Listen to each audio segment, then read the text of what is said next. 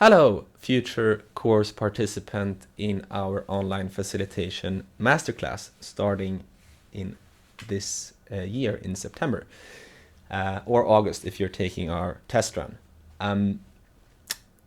You might also be watching this video because you are curious and would like to learn more before attending the course, and that is totally fine.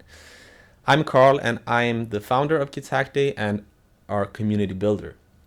We developed this course together with a company called The House, and the course focuses on methods to create an inclusive and engaging digital environment when facilitating online. It does not focus on the technologies and sort of platforms that you can use to sort of aid you in that journey. And that is why I'm making this video now. So this is the first video in a series of mini-series focusing on a platform or technology called OBS Studio. What is OBS? Well, it is an open source program that you can download to your computer. It's free of charge and it's been around since 2014. It stands for Open Broadcasting Software, and it allows you to make movies and record them on the fly. I'm actually using OBS right now.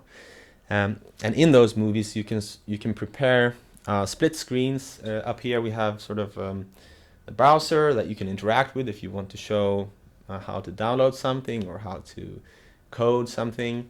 You can add some logos. You can have different videos, bring in YouTube clips, while the participants can still see you as you're standing and interacting with them.